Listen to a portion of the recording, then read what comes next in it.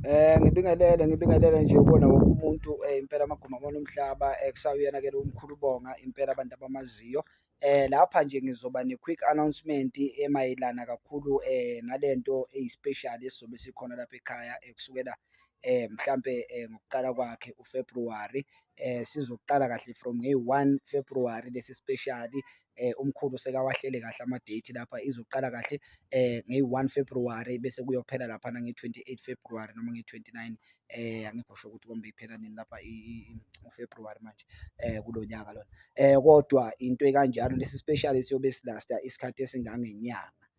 Isikhathi esingangenyanga. Abantu abafuna ukuphakama, abantu abafuna ukuthwala.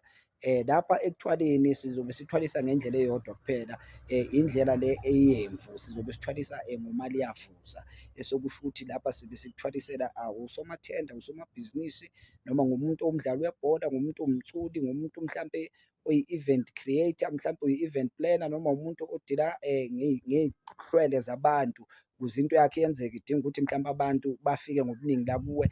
Siyakwazi ukuthi sikukhandele leyo nto ngayo imvu. Imvu ingenela kuyo yonke into ethinta imali. Engifuna nje ukukubeka kubantu ilokho. So, loku kuthwala okuzobe kuthwalwa mekusukela ngeyi-1 February ukuyela le kumhla ka-28 to 29 February. Lapha abantu bazobe bathwaliswa ngemali engango-10,000.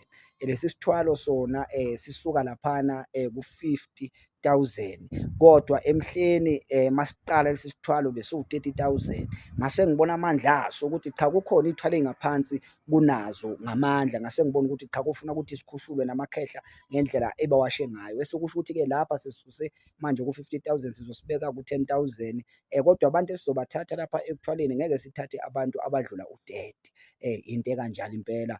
Maguma amanomhlaba umkhulu futhi uzophinde-ke abike lapha ngomhla kulo hlelo olulandelayo la ngikhuluma khona ngespeshali ukuthi cha, umkhulu uyobe akhipha into ekanjani lapha ngespeshali eyobe ilekelela abantu nje ngokwezinkinga zabo ey'hlukahlukene. Kodwa kuyobe kuyinto eyodwa lena, kodwa ikhandele ukuthi isize ey'ntweni ey'ningi ngoba ngike ngathi nami ukusabalala ngijubalale nje impela amaguma omhlaba. Ngithungatha lento ey'mpande ezokwazi ukuthi ilekelele abantwana bakababa bafika la ekhaya impela ngegama likaNkulunkulu umdali wezulu nomhlaba. Inkosi ithele umusa, amen.